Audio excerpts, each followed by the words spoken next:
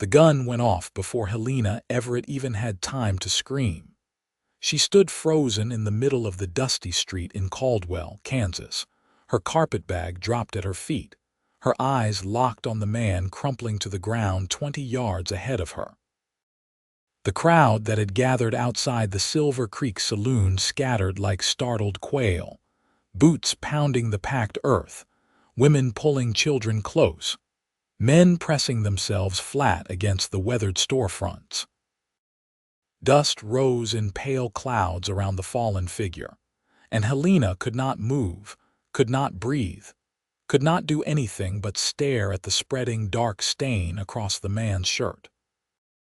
Then a second shot cracked the afternoon air, and something whipped past her ear so close she felt the displacement of air against her cheek, and the world snapped back into terrible, roaring focus. "Get down."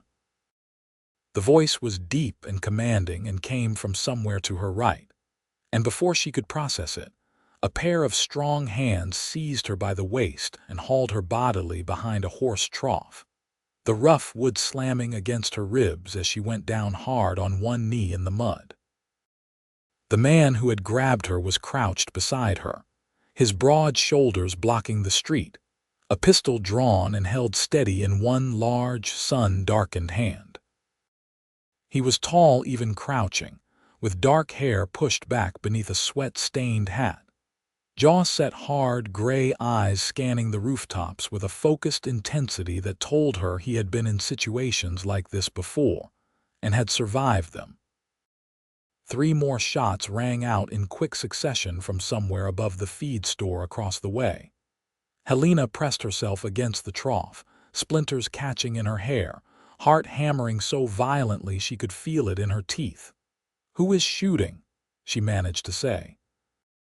"Man named Roy Vickers," the stranger said without looking at her. "And right now that is the least of your worries. He is shooting at me." "Then why?" Helena said, her voice cracking with something between anger and terror. "Did you pull me down with you instead of running the other direction?" He did glance at her then, just for a fraction of a second, and she saw something startling in those gray eyes. Not recklessness, not indifference, something that looked almost like concern. "Because you were standing in his line of fire," he said simply, and turned back to the street. That was the first time Helena Everett and Miles Kinsley ever spoke to each other, and if someone had told her in that moment, crouched in the mud behind a horse trough with bullets flying overhead, that she would one day call this man her whole world, she would have told them they had lost their mind entirely. But the heart makes its decisions in the strangest places, and this one had already begun. It had started, as most things in Helena's life had started, with necessity rather than choice. She had arrived in Caldwell on the afternoon stage from Wichita 3 weeks prior to that day, on a gray Thursday in April of 1882, with $4.32 in her coin purse, a single carpetbag containing everything she owned, and absolutely no plan beyond reaching some place where nobody knew her name. She was 24 years old, though the last 2 years had put something behind her eyes that looked older. She was not a widow, not an outlaw, not running from the law. She was simply a woman who had run out of options in one place, and had decided, with the particular desperation of someone who has nothing left to lose, that somewhere else could not possibly be worse. The town of Caldwell sat at the southern edge of Kansas, right on the border with Indian Territory, and in 1882 it was still very much a cattle town.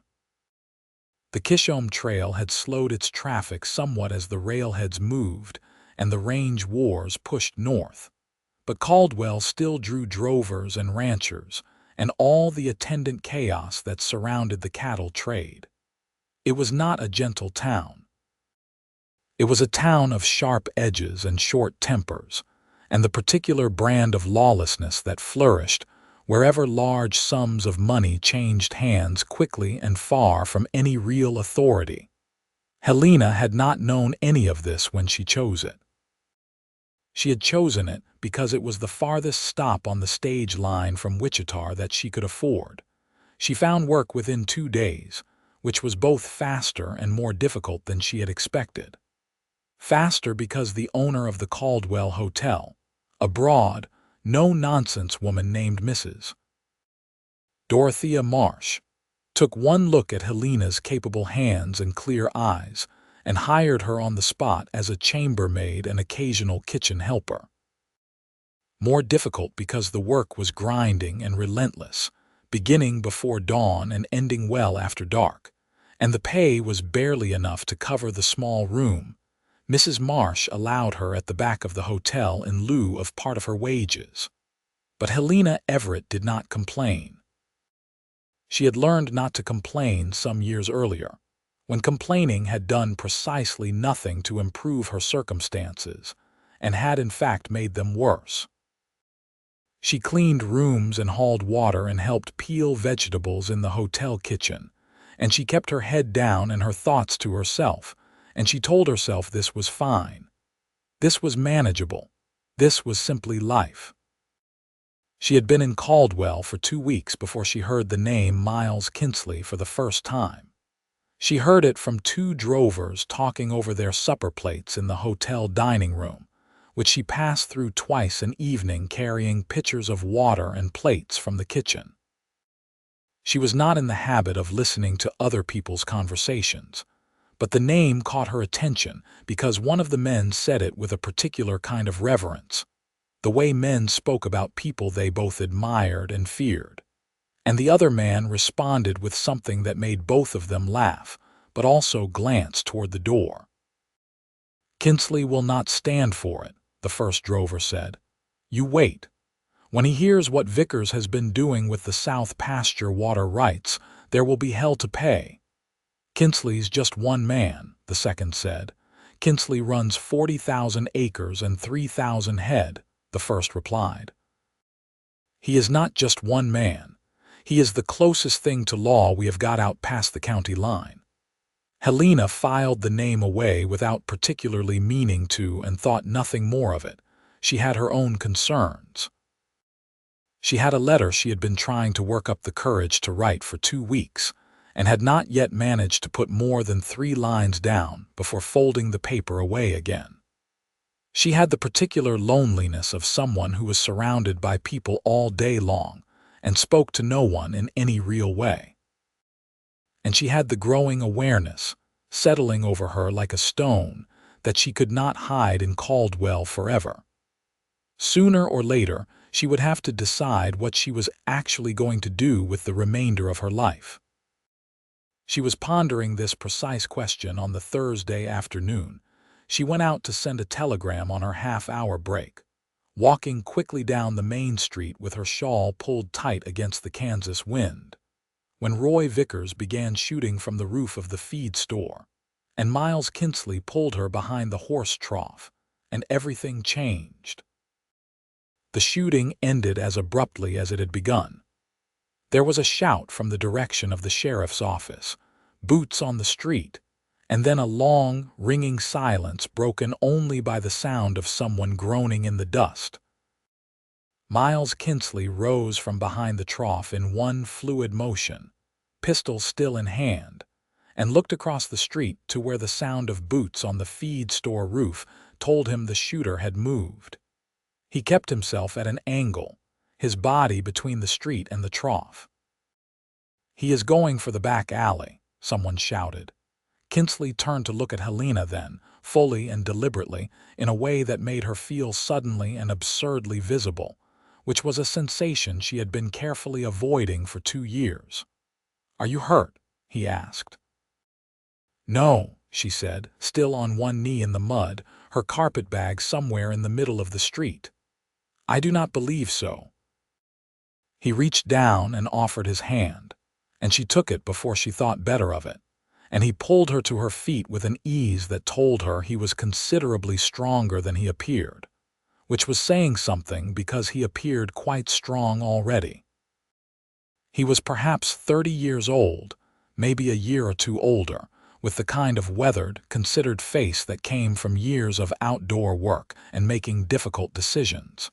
He was not pretty the way the dime novel heroes she had read as a girl were pretty. He was something else. He was solid. "You are not from Caldwell," he said. It was not a question. "I have been here 3 weeks," she said, which was an answer without quite being one. He studied her for a moment in a way that was not rude but was entirely direct. "Are you staying at the hotel? I work there," she said. Something shifted in his expression. Not pity, which she had braced herself for, but rather a kind of reassessment, as though this information adjusted something in a calculation he had been running. "I need to go after Vickers before he gets his horse," he said. "But I will find you later and make sure you are all right." "I am perfectly all right," she said, and she meant to sound certain and self-possessed, but her voice still had the slightest tremor in it that gave her away. "I do not need finding." He looked at her for another second. "Everyone needs someone to check on them after they have been shot at," he said simply. And then he turned and walked into the street, unhurried and precise, and the crowd that had begun to reassemble parted around him without him having to ask. Helena retrieved her carpetbag from the middle of the street, where a horse had helpfully knocked it several feet sideways, and made her way back to the hotel on slightly unsteady legs, and told herself very firmly that she was not going to think about Miles Kinsley again. She thought about him the entire evening. He came to the hotel at 8 o'clock that night, just as she was carrying a stack of folded linens from the laundry room to the storage closet. He had cleaned himself up since the afternoon and traded his dusty range clothes for a clean shirt, though he still wore his hat and his gun belt, and when Mrs. Marsh pointed him toward Helena with an expression of considerable interest that Helena would need to address later, he walked across the lobby with that same unhurried certainty she had noticed in the street.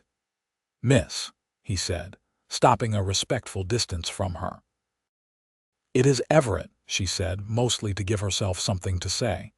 "Helena Everett, Miles Kinsley," he said. "I wanted to make sure you were all right. I told you I was." "You did," he agreed, "but you were shaking when you said it. This was infuriating mostly because it was accurate." "You should not have grabbed me like that," she said. "You frightened me." "Would you have preferred the bullet?" he asked, and his voice was entirely serious, no edge of mockery in it, which made it somehow more disarming. She did not have a sensible answer for this, and so she redirected. "Did you catch him? Roy Vickers?" Something tightened in Kinsley's jaw. "No, he made it to his horse. Sheriff Dawson is out after him, but Vickers knows this country better than most." "What does he want with you?" The question surprised him, she could see that. Most people, she suspected, would not have asked directly.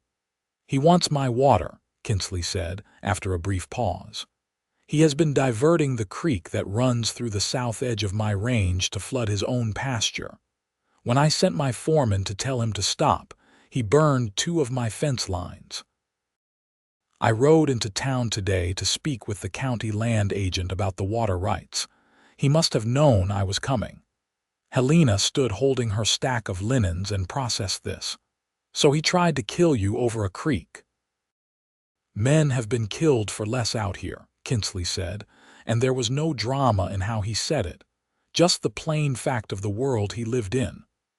"I am aware of that," she said quietly. He looked at her again in that careful, measuring way, as though she were a horizon he was trying to read for weather. "You said you have been here 3 weeks. Before that?" "Before that is before that," she said, keeping her voice pleasant. He accepted this without pushing. "Fair enough," he said. "I am sorry you were caught up in my trouble, Miss Everett. I am glad you were not hurt."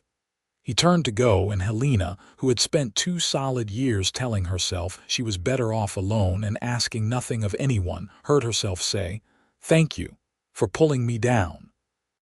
He looked back at her, and something in his face that had been carefully composed relaxed by the smallest degree. It changed him, made him look suddenly less like a man managing the world and more like a man who was simply in it. "Any time," he said, and left. Mrs. Marsh descended on Helena approximately 30 seconds later with the barely contained energy of a woman who had witnessed something she considered significant. "That is Miles Kinsley," she announced, as though Helena had not just been told this. "So he said," Helena replied, resuming her walk toward the storage closet. "He runs the Kinsley Ranch, 40,000 acres south of town, biggest operation in the county." Mrs. Marsh followed her. "He is not married." "Good night, Mrs. Marsh," Helena said, depositing the linens and shutting the closet door with a decisive click. She lay awake for an hour that night telling herself she was not going to see him again, and that this was entirely fine, and that she had come to Caldwell to be nobody special and ask nothing of anyone, and that was still the plan. She saw him again 4 days later. He came to the hotel for supper on a Monday evening, which she later learned was not unusual for him. When he was in town on business, he often ate at the hotel rather than the saloon, being the kind of man who preferred a proper meal and a quiet table. He was alone, which was also not unusual. She was carrying water pitchers, which was her job, and she refilled his glass and would have moved on without speaking except that he said, quietly enough that only she could hear it, "How are you doing, Miss Everett?" She stopped. She looked at him. He was watching her with that same direct, unhurried attention. "I am fine," she said. "You look tired," he said. "I am always tired," she said before she could catch herself, and then something crossed her face that she quickly put away. He said nothing for a moment. Then, "Do you ever have time off?" She stood with the water pitcher in both hands and looked at him carefully, reading the question. "Sunday mornings," she said. "I attend church if I have the energy. Occasionally I walk." "There is a good walking path along the creek east of town," he said. "If you ever want somewhere quiet to go." She almost said that she did not need his suggestions about where to walk, but the truth was the town felt small and tangled to her, and she had not yet found any quiet, and so instead she said, "Thank you," with the stiffness of someone receiving a gift they do not know what to do with. He nodded and returned to his supper, and she went back to her rounds, and that was all. But on Sunday she walked east along the creek, and the path was exactly as he had described, quiet and green along the banks where the cottonwoods grew. And she sat on a flat stone near the water and listened to the current, and felt something in her chest that had been clenched very tight for a very long time ease by the smallest incremental degree.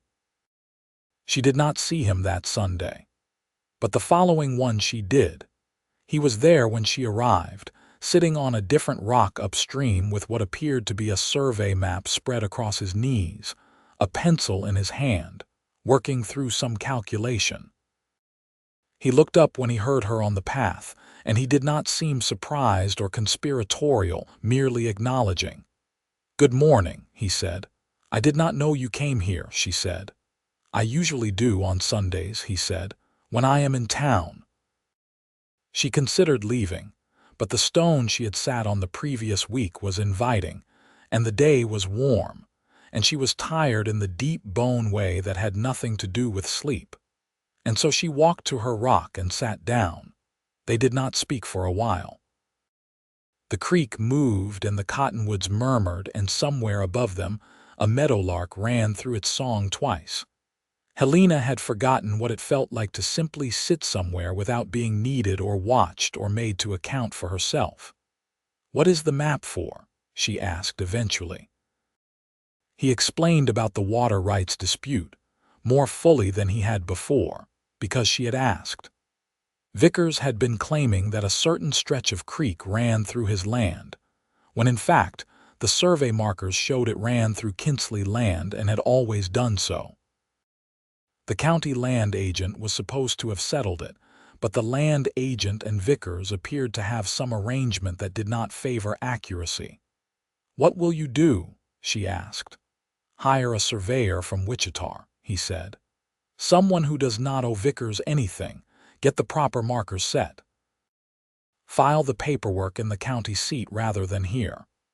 And if Vickers keeps shooting, his jaw did that thing it did when he was managing something, then I will deal with that too." She believed him. Not because he was reckless or boastful, but because he said it the way a man who had solved difficult problems before says he will solve another one. "You have dealt with men like him before," she said. "This is the frontier," he said. "In 1882 there is no shortage of men like Vickers." He paused. "How did you end up here, if you do not mind my asking? And if you do mind, you can tell me so." She appreciated the out. She considered taking it. Then she said, "I worked in my uncle's dry goods store in Ellsworth for 5 years after my parents died. He died last year. He left the store to his son, my cousin, who did not want me working there anymore." Kinsley absorbed this. "Did he give you anything?" "From the estate. He gave me $22 and a carpet bag," she said. There was a short, weighted silence. "That is not right," Kinsley said. "No," she agreed. "It is not, but it is what happened." He looked at her with something that was not pity and was not charity. It was something cleaner, a kind of recognition. "You are managing, though," he said. It was not quite a question. "I am always managing," she said. And this time, when the exhaustion came through in her voice, she did not try to hide it. They talked for another hour. She did not tell him everything, and he did not press her. But they talked in the careful, circling way of two people who are accustomed to keeping their own counsel, and are surprised to find that keeping it in the presence of another person is less onerous than keeping it alone. He told her about the ranch, about the years he had spent building it from the land grant his father had staked and largely abandoned, about the Cattlemen's Association and its politics, and his complicated position within it as someone who was large enough to matter but independent enough to irritate. She told him about Ellsworth, about the years behind the counter, about the strange suspended quality of the weeks in Caldwell as she waited to figure out what she was doing. When she rose to go back, he rose too, because he had to return to the ranch. They walked back along the creek path together, not touching, not quite, but walking close enough that their arms might have brushed if either of them had moved 6 inches in the other's direction. "Next Sunday?" he asked, at the point where the path diverged, his going south toward the livery where his horse was kept, hers going north toward the hotel. She wanted to say something careful and non-committal. She wanted to keep the distance she had been so deliberate about maintaining. Instead, she looked at the creek and the cottonwoods and thought about the particular quality of the hour she had just spent. "If I am not working," she said. She was not working. The Sundays became a fixed point around which the rest of her week organized itself, without her quite meaning to let that happen. She would tell herself, as she went through the grinding rhythm of her work week, that the creek walks were simply a pleasant habit, nothing more, that she enjoyed them in the same detached way she might enjoy a good meal or a dry evening after rain. But by Saturday night, she would be aware of a sharpening anticipation that she recognized, with some alarm, as something considerably more than pleasant habit. Miles Kinsley was not what she had expected, though she had not specifically expected anything because she had not expected to know him at all. He was quiet more often than not, and when he spoke, he said exactly what he meant without decoration or maneuvering. He had no vanity that she could detect, which was unusual in a man of his position. He had opinions and he held them firmly, but he listened when she disagreed, actually listened, not in the performed way of someone waiting for their turn to speak again, but in the way of someone who considered the possibility that someone else knew something worth knowing. She told him, on the third Sunday, about her mother. It surprised her while she was doing it, the way water surprises you when it finds a crack you did not know was there.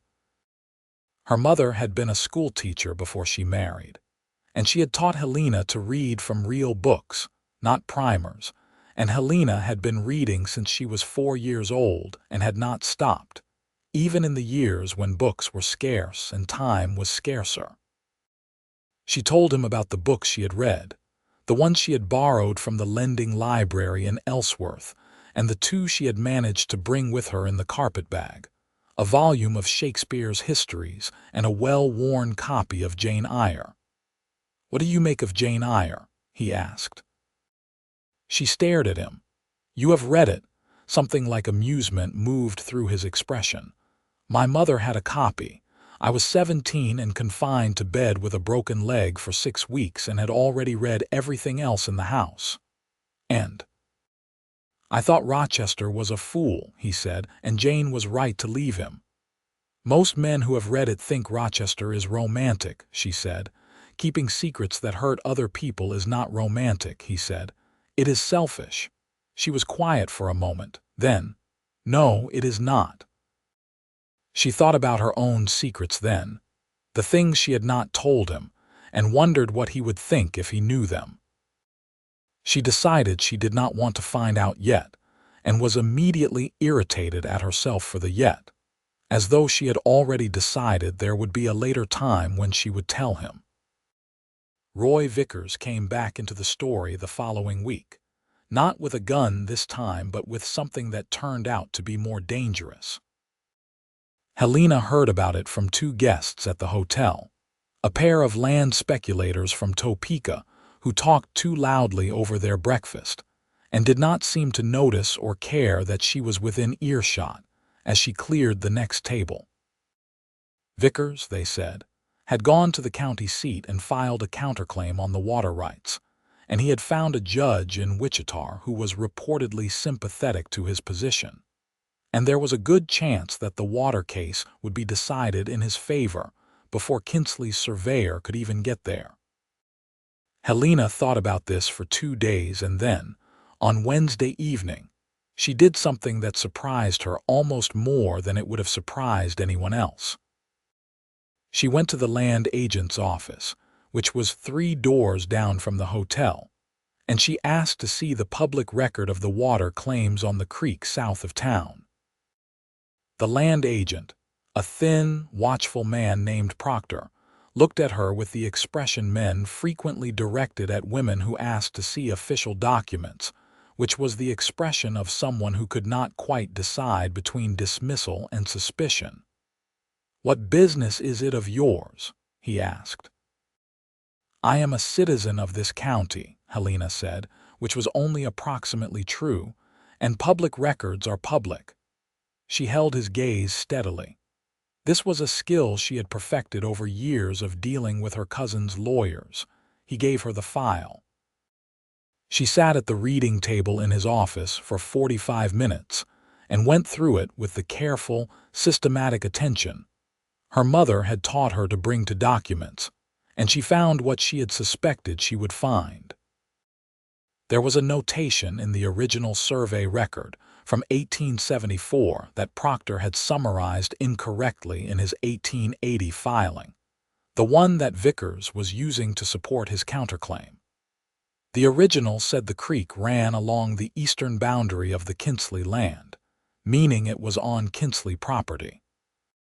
Proctor's summary said it ran along the western boundary of the adjacent land, which could be interpreted as outside the Kinsley claim. It was a small shift, 2 words, east versus west, and she could not be certain whether it was incompetence or corruption, but it was there. She took careful notes on a piece of paper she had brought, returned the file, thanked Proctor with professional courtesy, and walked directly to the telegraph office. She sent a telegram to Miles Kinsley at the ranch, care of his foreman, because she did not know if he had anyone to check for wires but the foreman would find him. The telegram said, "Survey record from 1874, Proctor has east and west reversed in his 1880 filing. Please come look at original document before Vickers can have it altered. She signed it Helena Everett, Caldwell Hotel. He rode in the next morning. She knew he had arrived because she heard the sound of a horse at speed on the main street at 6 in the morning, and looked out her narrow window to see a bay horse pulled up in front of the hotel. And she knew, without seeing the rider clearly, that it was him. He came through the hotel door 2 minutes later, hat in hand, hair damp from riding, and found her in the dining room setting tables for breakfast. "You sent a telegram," he said. "I did," she said. "Why?" He was not ungrateful, she could hear that. He was genuinely asking. She set down the stack of plates she was carrying and faced him. "Because it seemed important, and I knew how to read the record, and I did not think you knew about the discrepancy." He stood very still, looking at her. There was something working in his expression that she could not name. "You could have just told me on Sunday," he said. "That is 4 days away," she said. "I did not think it should wait 4 days. How did you even know to look?" She told him about the speculators at breakfast. He listened without interrupting. "Come with me," he said when she finished. "To the land agent's office. I need you to show me exactly what you found." "I am working," she said. "I know," he said. "I will speak to Mrs. Marsh." "You will not go over my head," she said very quietly but very clearly. He stopped. He looked at her. Then he said, "No, you are right. I will not." He took a breath. "Will you ask Mrs. Marsh if you can step away for an hour? I will come back when you say it is all right." She appreciated this so much that it scared her. She spoke to Mrs. Marsh, who gave her the hour with the barely concealed delight of a woman watching something she had predicted come true. They went to the land agent's office together, and Helena showed him the document and the discrepancy, pointing out each detail with a clarity and precision that she could see affected him, not in a dismissive way, but in a way that seemed almost to dismantle something. "You are very good at this," he said, looking at her profile as she bent over the document. "I used to help my uncle with his accounts," she said, "and his contracts. He did not always know what he was signing. I learned to read legal language carefully." "He should have left you the store," Kinsley said. "He should have," she agreed, "but that is not what happened. He had his solicitor in Wichita alerted by that afternoon. Within a week, the discrepancy was formally noted in the county record, and the judge in Wichita declined to rule on the water claim until a proper survey had been completed, which meant Vickers had lost his window. When Kinsley's surveyor came from Wichita 3 weeks later and confirmed what the 1874 record showed, the water rights were settled in Kinsley's favor, definitively, with the kind of legal permanence that would outlast both of them. Roy Vickers left Caldwell shortly after, which the town received with general relief. None of which is to say that the resolution of a water rights dispute was what drew Helena Everett toward Miles Kinsley. It was perhaps the moment that shifted something, or perhaps it was just one of many moments in a chain that had begun behind a horse trough and ran through a creek path, and 2 people learning to sit in silence together without it feeling like emptiness. What drew her toward him was this: he never made her feel small. In a world that had spent considerable effort making her feel small, the absence of that effort was something she had not known how to account for. She had grown up feeling small.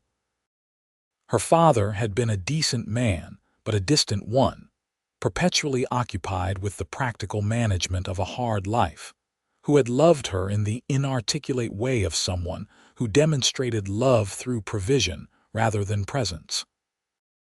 Her uncle had employed her as an unpaid convenience for 5 years and compensated her with room and board and the knowledge that she was useful, which she had tried very hard to believe was enough.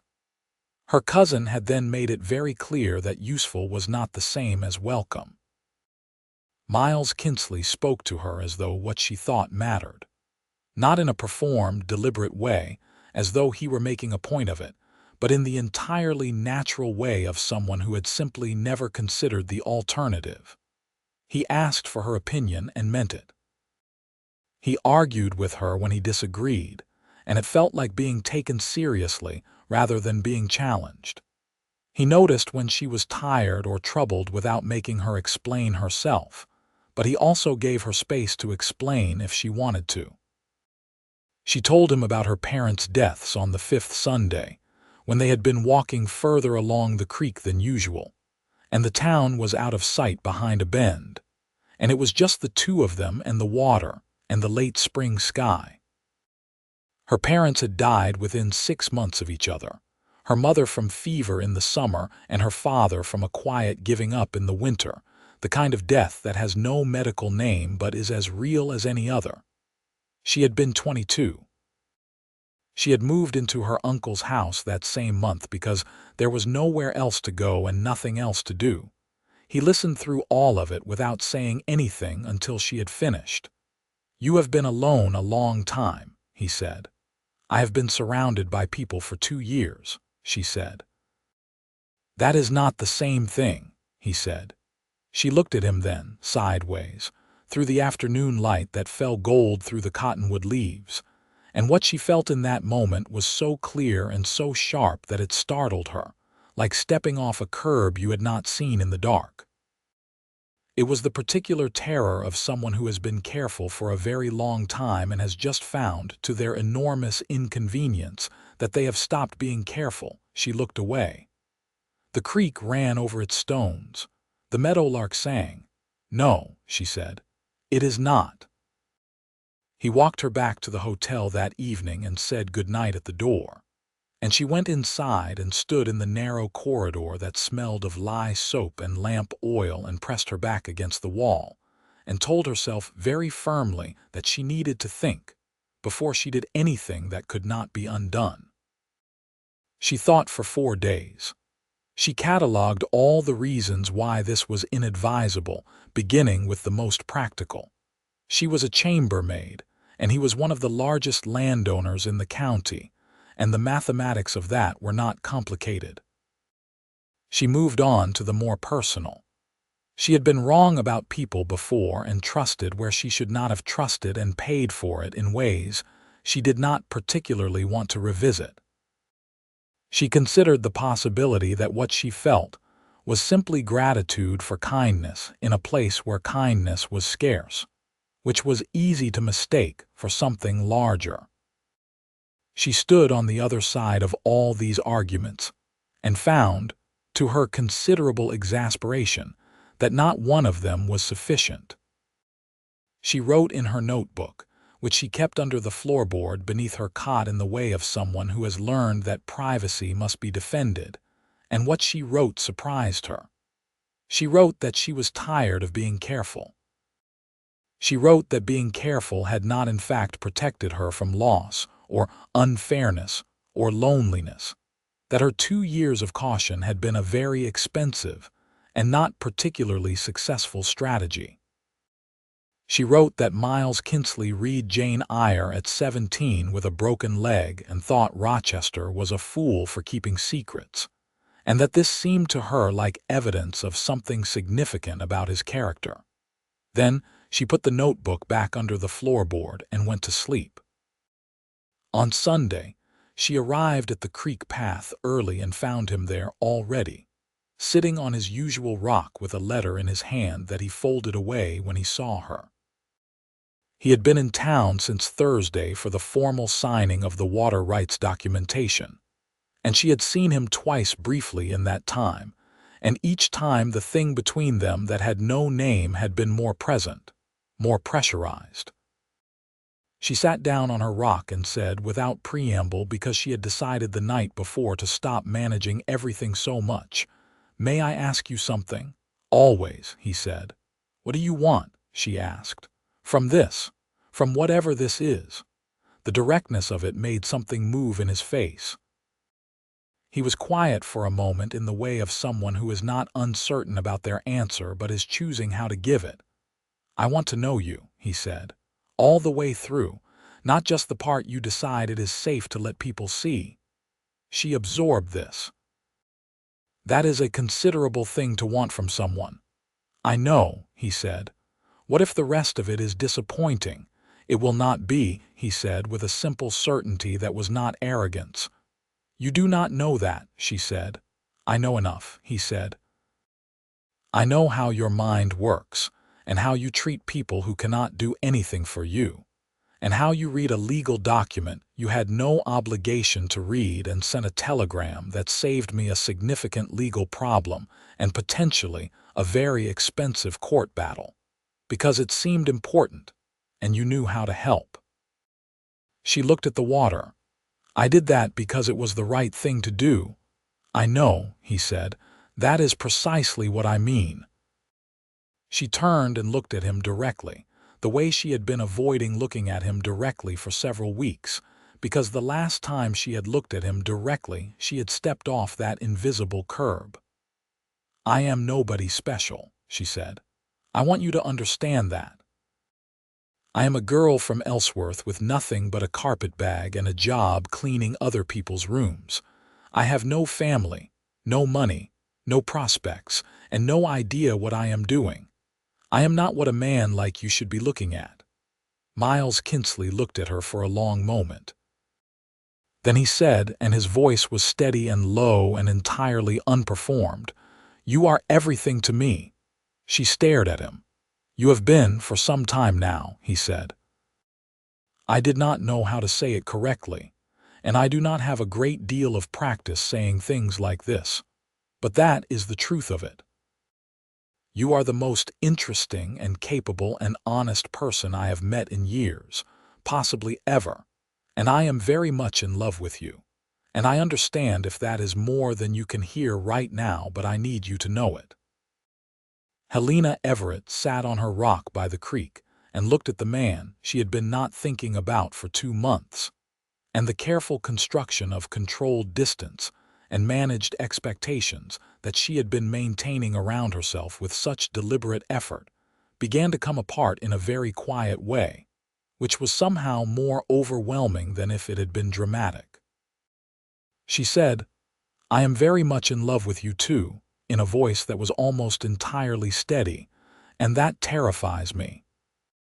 He moved from his rock to her rock in one motion and sat beside her, and then he took her hand in both of his the way you take something you intend to keep, and they sat like that for a long time, shoulder to shoulder, watching the water, while the whole complicated structure of what they were to each other shifted and settled into something new. He took her to the ranch the following week. She had asked to see it, because she could not love something she could not picture, and he had taken the request seriously and arranged it properly. He came to the hotel on a Thursday morning with a buggy, which was more formal than necessary given that she had told him she could ride, but which she understood was a gesture toward a kind of courtship that he was trying to offer her with the sincerity it deserved. The Kinsley Ranch was 45 minutes south of Caldwell, along a road that ran through open grassland that stretched to a horizon so wide and clean it made Helena's chest ache, with something she eventually identified as the specific wonder of space. She had spent 5 years in a town and 2 months in another town, and the openness of the Kansas plain was both alarming and, slowly, magnificent. The ranch headquarters was a cluster of stone and timber buildings set along a low rise above the creek, the main house larger than she had expected. 2 full stories of cut limestone with a covered porch running the full front length. There was a barn, a bunkhouse, a blacksmith shed, a root cellar, a garden that clearly had not been maintained in some time. The whole thing had the orderly, purposeful look of a place run by someone who knew what they were doing, but also the slightly sparse quality of a place run by a person who was capable of everything practical and had not thought much about the rest. His foreman, a weathered Mexican man named Rodrigo, touched his hat to her with reserved respect. Two of the hands glanced over and looked away with the practiced incuriosity of men who had learned not to comment on the boss's business. A large, elderly dog of indeterminate breed got up from the porch and came to inspect her with the thoroughness of someone whose opinion mattered. "What is the dog's name?" she asked. "Judge," Kinsley said. "Appropriate," she said, and she let Judge smell her hand thoroughly and then scratch behind his ears, and he sat down beside her with the solid gravity of an animal that had made a decision. Kinsley showed her the ranch with the same quiet pride she had heard in his voice when he talked about it, not boasting but invested.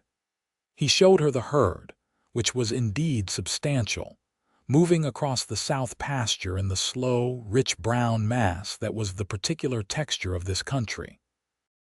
He showed her the stone stable he had built the previous year, and the irrigation system he was experimenting with for the kitchen garden. He showed her the office in the main house, where maps and account books covered a large wooden desk, and she saw immediately that his record-keeping was meticulous, and that he had a system she would have been able to understand in 20 minutes. She also saw, in the office and in the house generally, the particular quality of a place where a man had been living alone for long enough that he had stopped noticing certain things. The kitchen was functional but joyless. The parlor contained a sofa, 2 chairs, a bookshelf with a modest but real collection of books, and nothing else. The bedrooms she could see from the corridor were immaculate and entirely plain. She did not comment on any of this because she was not there to offer domestic commentary. But she noticed it the way she noticed everything. They ate supper that evening on the porch, which the cook, a taciturn older man named Clarence, produced without being asked, as though the arrival of a guest for supper was an occasion he had been silently waiting for. The food was simple and good. The evening was warm with a breeze off the plains, and the sun went down over the western grass in colors that Helena had no words for that were large enough. "You ever get lonely out here?" she asked. He was quiet for a moment. "Yes," he said. "I used to think I was fine alone. I am self-sufficient and I have work and I know how to be my own company, but there is a difference between being self-sufficient and being fine." She thought about her notebook and what she had written in it. "Yes," she said, "there is." He drove her back to Caldwell as the stars came out, the two of them side by side on the buggy seat, and somewhere on the dark road with the grass speaking softly on either side. He reached over and took her hand where it lay in her lap, and she turned her hand over and threaded her fingers through his, and neither of them said anything about it because nothing needed to be said. At the hotel, he helped her down from the buggy and held her hand a moment longer than was necessary to help her down. And in the lamplight from the hotel window, she could see his face clearly. And what was in it was something that had no performance in it at all. "I want to ask you to marry me," he said. "I know it is too soon. I am not asking yet. I am telling you that I want to so you know what direction I am going in." Helena looked at him for a long moment. "You know nothing about being subtle," she said. Something moved in his expression that was as close to laughter as she had yet seen from him. "No," he agreed. "I am aware of that. I appreciate it," she said. "Being subtle has caused me a great deal of trouble. Is that a yes to the direction?" He asked, and his voice was careful and hopeful in equal measure. "It is not a no to the direction," she said, which made him exhale slowly in a way that told her he had been more nervous about this than he had let on. "Come back on Sunday," she said. "We can walk by the creek." He came back on Sunday, and the Sunday after that, and the Sunday after that. She told him the rest of it on the 4th Sunday, the things she had not told him yet, the specific reasons she had been so careful. She had been engaged before, briefly in Ellsworth. to a man named Gerald who had been charming in the way that certain men are charming, which is to say, it was a performance with something else underneath it. She had broken it off when she discovered that the something else was a systematic capacity for dishonesty that extended to his business dealings, and his treatment of people he considered less important than himself. Her cousin had used this, the broken engagement, as part of his narrative about why she was not suited to manage the store, and the social cost of it in Ellsworth had been one of the other things pushing her southward to Caldwell. Kinsley listened to all of this without expression until she had finished. "He was a fool," he said then. "I do not know that he was foolish so much as he was dishonest," she said. "It is the same thing," he said. "A man who is dishonest with you is a fool because he does not understand what he has." She thought about what he had said, months ago now, about Rochester being selfish for keeping secrets, and felt the coherence of it, the way his character held together from one thing to the next in a way that she had not always found in people. "Miles," she said, and it was the first time she had used his given name, she realized, and she saw him notice it. "Are you going to ask me that question?" He turned to look at her fully. "Are you going to say yes?" "I think I am going to say yes," she said. "Then yes," he said. "I am asking." She looked at him for a long time. The creek ran. The meadowlark sang for the 100th Sunday, the same song in the same cottonwood, faithful and clear. "Yes," she said, "I will marry you." They were married 6 weeks later in the small Methodist church in Caldwell, which was the church Helena had been attending on Sunday mornings, and which the minister conducted with the brief, sincere ceremony appropriate to two people who did not need a great deal of ceremony to know what they were doing. Mrs. Marsh attended and wept with the satisfied vigor of a woman whose prediction had been entirely correct. Rodrigo was there, representing the ranch, with his hat held carefully in both hands. Judge the dog waited outside and greeted them on the church steps, with the dignified approval of a dog who has made his assessment and found it satisfactory. Moving to the ranch was the strangest and most significant thing Helena had done in her life, which was saying something. She was aware that some women might have found it isolating, 45 minutes from the nearest town, surrounded by grass and sky and the practical world of cattle and land. She found it the opposite. She found it like breathing after a long time of not quite getting enough air. She was not idle. She had never been idle, and she brought to the ranch the same capable, systematic energy she had brought to everything else, except that now it was in service of something that was hers. She organized the kitchen and planted a proper garden and took over the household accounts with an efficiency that made the numbers make more sense than they had under the system of approximate reckoning that had been in use before. She set up a correspondence with a bookseller in Wichita and began building the kind of library she had always wanted. 2 shelves at first in the parlor that Miles built for her on a rainy afternoon with the focused craftsman's attention he brought to every physical task. She also, because she could not help herself, began helping with the ranch accounts and correspondence. This started without planning, when she noticed an error in a supply contract that would have cost them $40, and progressed from there into a genuine partnership of the kind that felt natural, because it was natural. 2 people who were both capable and intelligent, and interested in the work they were doing together. Miles watched this happen with an expression she had come to recognize, the one where something he had hoped for turned out to be true, and one evening in the office, looking over the books she had reorganized, he said, "I should have found you years ago." "You were not looking," she said, turning a page. "I was not looking for the right things," he said. She looked up at him across the desk.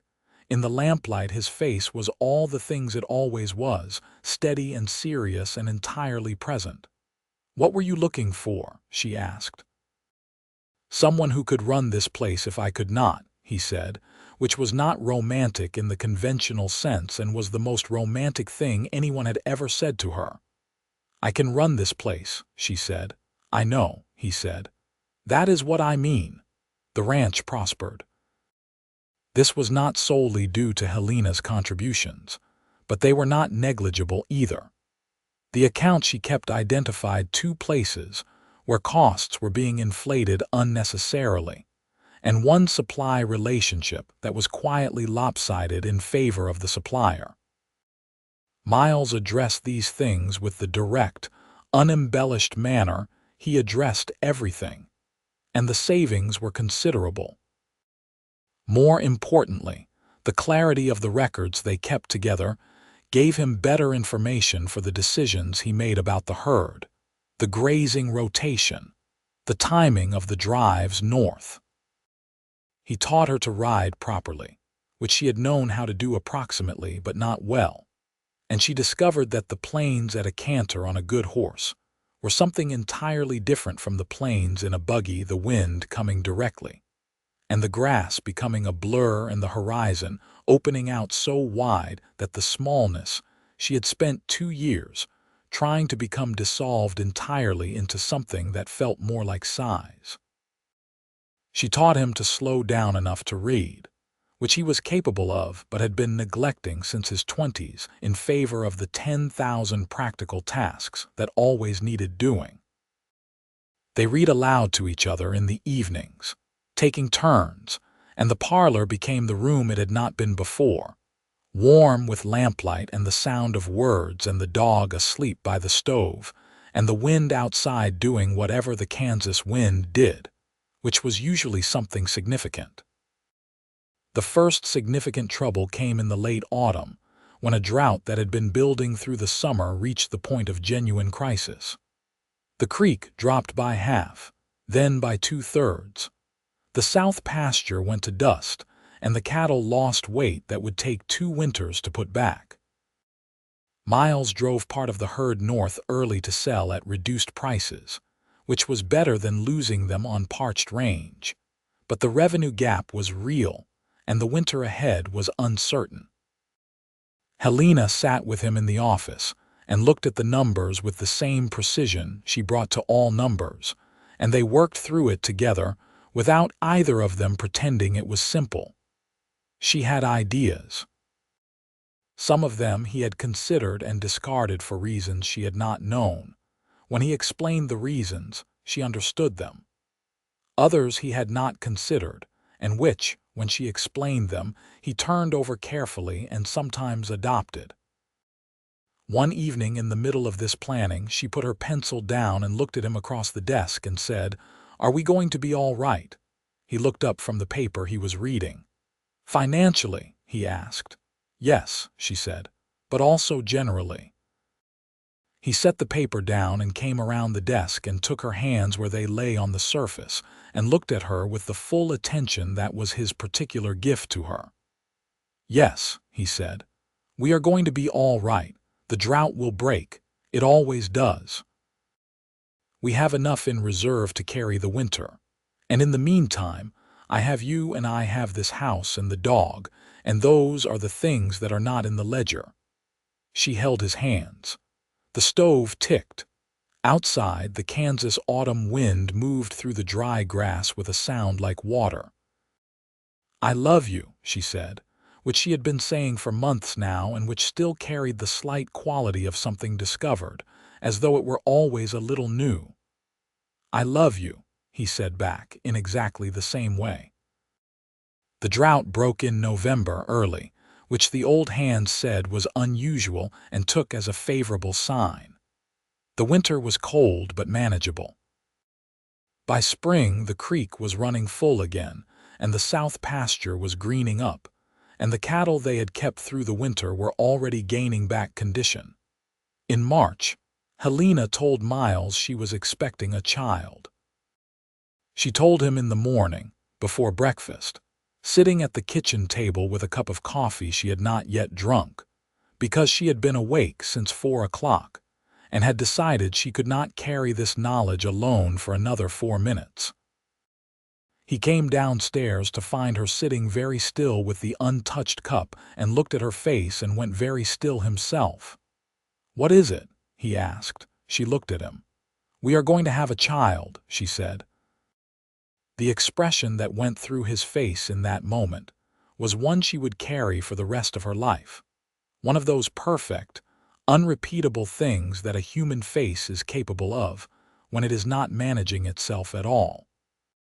Pure, unguarded joy, followed almost immediately by a concern so serious it was tender. "Are you well?" he asked, coming to the table, pulling a chair close, taking both her hands. "I am well," she said. "I have been somewhat unwell in the mornings for the past few weeks, but I am essentially well."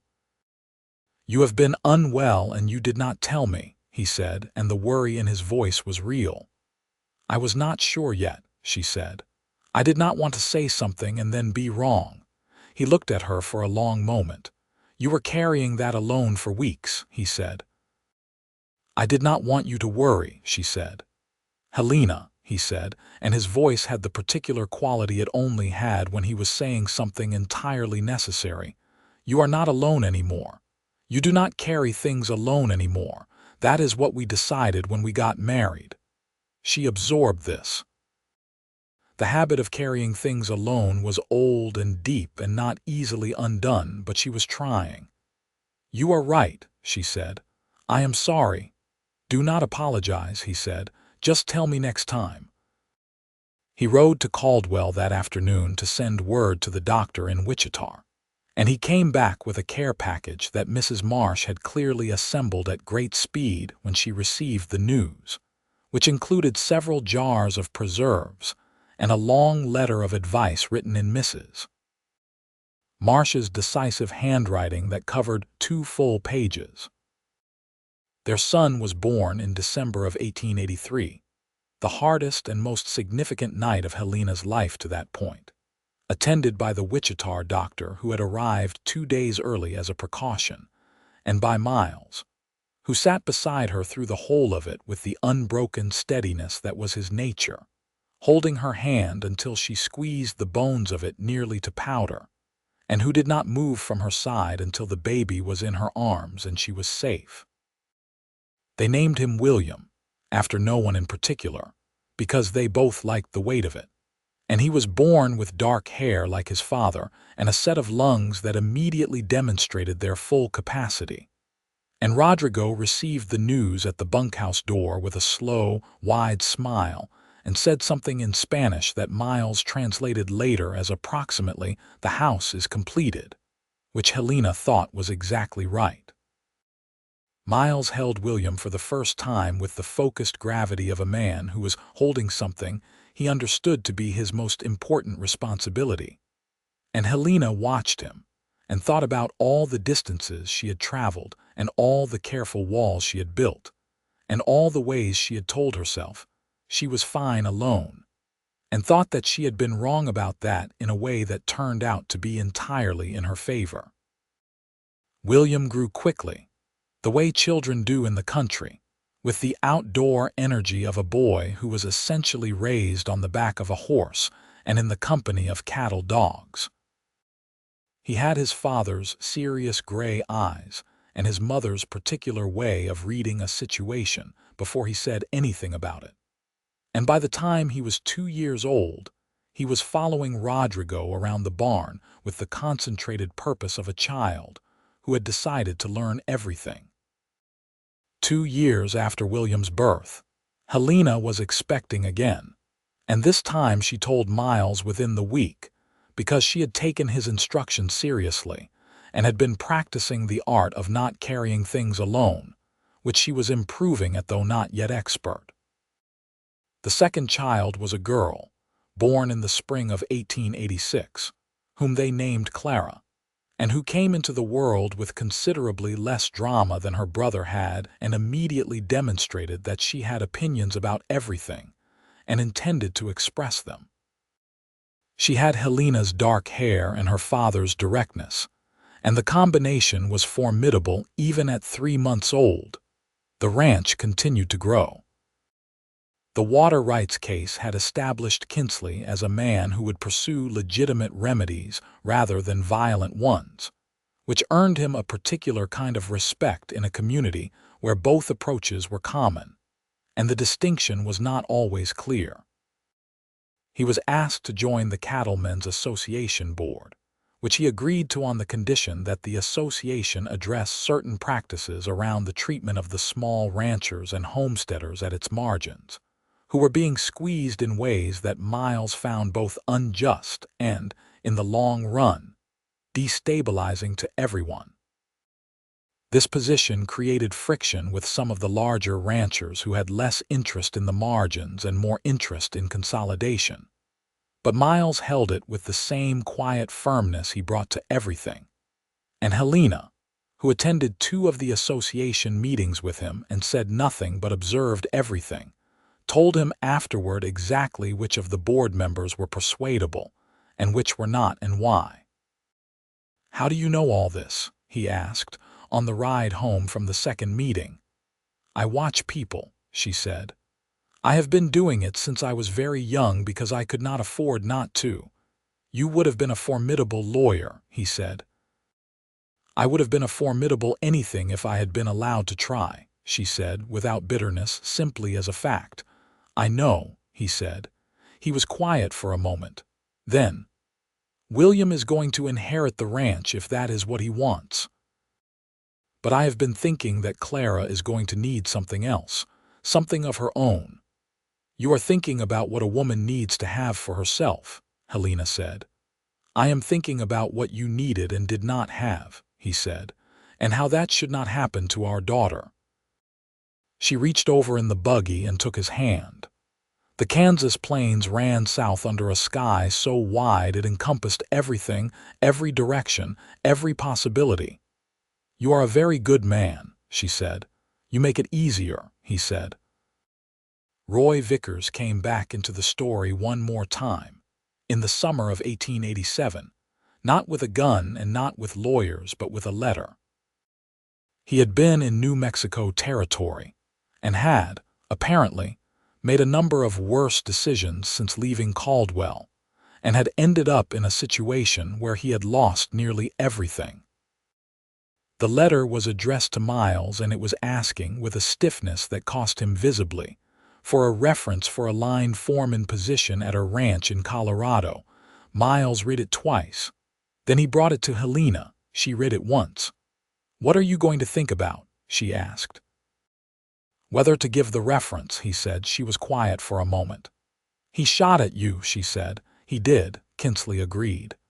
"He killed a man in the street," she said. "Or wounded him severely. I was never entirely clear." "Wounded," he said. "The man lived."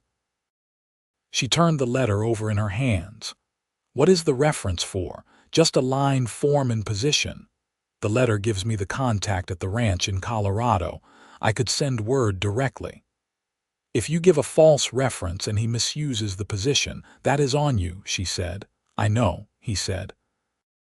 "But if the man has genuinely hit bottom and is asking for a fair chance, refusing it out of old grievance is not justice, it is just grudge holding." She thought about it. "Write an honest reference," she said finally. "Not false positive, not vindictive. Say what you know of him that is true and leave the man in Colorado to make his own judgment." Miles looked at her. "That is exactly right," he said. "I know," she said, and handed him back the letter. He wrote the reference that evening, 3 careful paragraphs that said what was true about Roy Vickers, including that he had worked the range competently, had disputed a water claim aggressively and illegally, and had been in serious legal trouble in Kansas. He sent it to the ranch in Colorado with a covering note explaining the context. He never heard from Vickers again, and the Colorado ranch, Helena gathered from the absence of further communication, had made their own decision. William started school in Caldwell in 1888, which meant Helena drove him in 3 mornings a week and picked him up 2 afternoons. And the drive became something she treasured. the two of them side by side on the buggy seat talking about the things he was learning, which he reported with the serious detail of a child who considered information important. He had already begun to read, earlier than most, because he had been raised in a house where reading was simply what people did in the evenings, and he approached books with the same focused intensity his father brought to the ranch and his mother brought to contracts. Clara, at 2 years old, had firmly established herself as the center of gravity of the household, which was perhaps inevitable for the youngest child of two people who had both spent too many years feeling peripheral. She had no concept of her own insignificance. She accepted love with the serene confidence of someone for whom it was simply the natural condition of the world. Helena thought about this sometimes, the particular gift of growing up knowing you were loved without question. She thought about her own childhood, which had not been without love but had been complicated by poverty and worry, and the kind of provisional quality that came from precarious circumstances. She thought about Miles, who had grown up in this house, or the beginnings of it, with a father who had built something and then half abandoned it, leaving his son the foundation and the debt simultaneously. What was he like? She asked Miles one evening about his father, the two of them on the porch in the September dark, the children asleep inside. "Your father," he thought for a while before answering. "He was a man who wanted something very much and built it and then did not know what to do with it once he had it," he said. "He was not cruel. He was just somewhere else most of the time, even when he was here." She thought about that. "Like my father," she said, "in a different way." "I think a lot of men of that generation were somewhere else," he said. "I think a lot of them did not know how to be where they were." "You do," she said. "I learned from watching what happens when you do not," he said.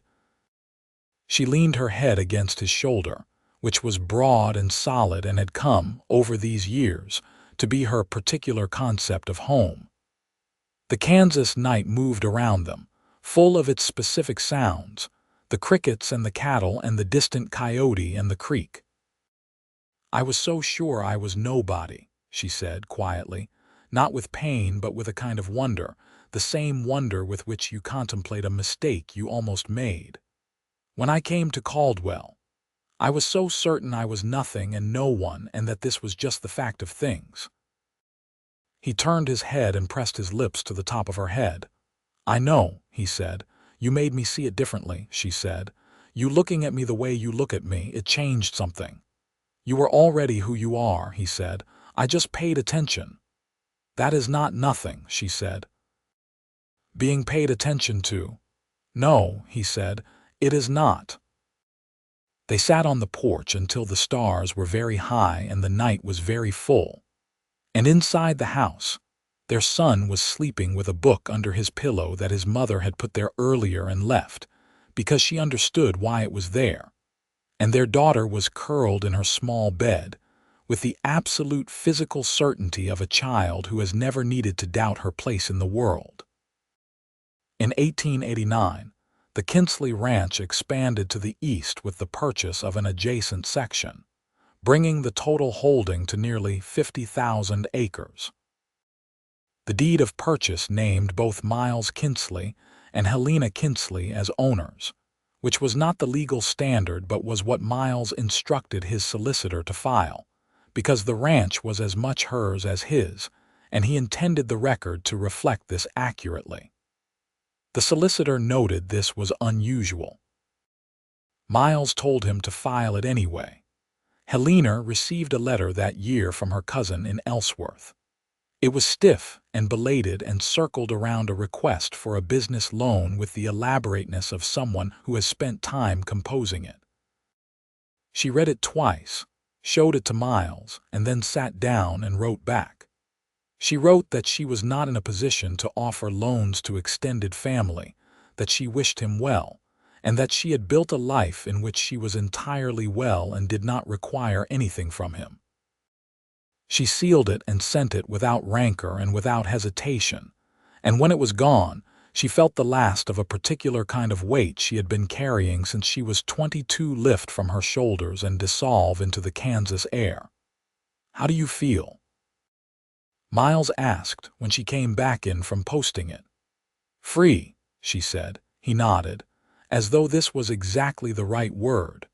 Mrs. Marsh retired from the Caldwell Hotel in 1890 and came to spend a month at the ranch before moving to Wichita to live with her sister. The month stretched to 6 weeks, and then nearly 2 months, because the ranch turned out to suit her considerably. And because William had taken a great shine to her and she to him. And because the evenings on the porch with Miles and Helena and good food and long conversations were the kind of thing that is difficult to end. On the last evening, she sat on the porch and looked out at the plain and said, "I knew it, you know. The first time he walked into the hotel to check on you, I said to myself, Dorothea, that man is already gone on that girl and does not know it yet." "I think he knew it," Helena said. "Men rarely know it as soon as they feel it," Mrs. Marsh said firmly. "That is not a criticism. It is just the nature of the thing." Miles, from his chair at the far end of the porch, said, "I knew it from the horse trough." Both women looked at him. "You were frightened and furious and covered in mud," he said, "and the first thing you said to me was a question about who was shooting and why. Not a scream, not a faint, a question. I knew it from that." Helena looked at him across the porch in the late summer light. They had been married for 8 years. He still had the ability to say things that stopped her. "The horse trough," she said. "The horse trough," he confirmed. Mrs. Marsh looked between them with the expression of a woman who has been right about something for a long time. "Well," she said with enormous satisfaction, "there you have it." The years moved with the particular quality of a good life, which is to say they moved quickly and were full. William grew into a young man of 15 who was equally capable on horseback and over a ledger, which made his parents very happy, and who had strong opinions about everything, which also made them happy in a more complicated way. Clara at 11 was already the most direct person in any room she entered, and her teacher in Caldwell sent Helena a note each year that was equal parts admiration and mild exasperation, which Helena regarded as an entirely appropriate response to her daughter. In the spring of 1893, Helena found herself expecting again, which she discovered early this time and told Miles the same evening at supper, before the children, because she had decided years ago that surprises of this kind were not something she was going to keep. Again. William said, with the eloquent alarm of a 15-year-old. "Apparently," his father said, and the look he exchanged with Helena across the supper table was one of those private languages that long marriages build, equal parts laughter and tenderness. "I think it is wonderful," Clara announced. "You would," her brother said. The third child arrived in October of 1893, a boy they named Samuel, who came into the world with a great deal of dark hair and an immediately apparent stubbornness that the doctor said was a good sign in infants, and which Helena privately suspected would become a characteristic she would be managing for the next 20 years. He had her coloring and Miles's jaw and a voice that could fill the entire main house, and Judge the dog, now ancient and moving slowly, roused himself from his permanent position by the stove to come and assess this new addition with the same serious process he had applied to Helena herself 11 years before. "He approves," Miles said, watching Judge settle back down with the slow dignity of an old dog who has done his duty. "Judge has good judgment," Helena said. She was sitting in the rocking chair in the bedroom with Samuel in her arms, and Miles was sitting on the edge of the bed, watching both of them with the expression she associated with his deepest contentment, the one that had no performance in it. "How do you feel?" he asked. "Tired," she said. "Happy. The specific happy that is only available when things are this particular kind of real. I know that happy, he said. She looked at him across the lamplight. This man she had stumbled into behind a horse trough in a street full of gunfire. This man who had told her she was everything when she had been so certain she was nothing. And thought about the distance between who she had been in that narrow hotel room with $4.32 and the woman she was now, in this house she was part of, with this life she had not planned and could not have imagined and would not trade for anything. Miles, she said. Yes, he said. Thank you, she said. For the horse trough, he looked at her, that ghost of something that was not quite laughter. You are thanking me for pulling you into the mud. I am thanking you for paying attention, she said, for everything after the mud. He moved from the bed to the rocking chair, which was not really big enough for two people, but they managed it. His arm around her shoulders, Samuel asleep against her chest, the stove ticking in the corner, the Kansas night outside full and wide and full of stars. You have given me everything, he said. I came with a carpet bag and $4, she said.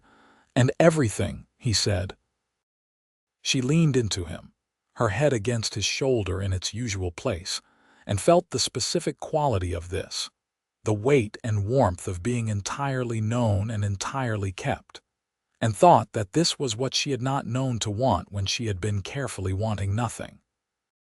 Samuel stirred in her arms, made a small sound, and settled back into sleep. Outside, William was doing something in the barn. She could hear the distant sound of a door, and Clara had not yet come upstairs, probably still at the kitchen table with whatever book she was currently refusing to put down at bedtime. Inside the main house, the fire was warm and the lamps were lit, and the shelves were full of books they had read to each other over 11 years of evenings. Next Sunday, Miles said, we could walk by the creek. She smiled. If I am not busy, she said. With a newborn and a 15-year-old and an 11-year-old. Exactly, she said. We will go when you can, he said. The creek will be there. She thought about the first Sunday she had walked to the creek, alone, following his suggestion with the careful distance of someone not yet willing to admit what she was hoping for. She thought about the flat rock, and the meadowlark, and the morning she had looked at him sideways through the cottonwood light and stepped off the invisible curb. She thought about what she had said to him, the words she had meant as a warning and a disclaimer and a kind of preemptive apology for everything she was not. I am nobody special. She thought about what he had said back, as simply and as clearly as he said everything that mattered to him. You are everything to me. She had not known then how to hold that sentence. She had held it carefully for months, the way you hold something you are not sure is yours, before she had finally understood that he had given it to her not as a compliment, but as a fact, the way he stated all his facts without decoration or uncertainty, because it was simply what was true. She held Samuel against her chest. Miles held her against his. The house breathed around them.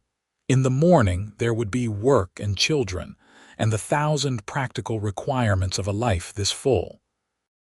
There would be account books and cattle, and the particular challenges of the next decade, which would bring changes to this country, to the cattle trade, to Kansas, to the world, some of which they could anticipate, and some of which they could not.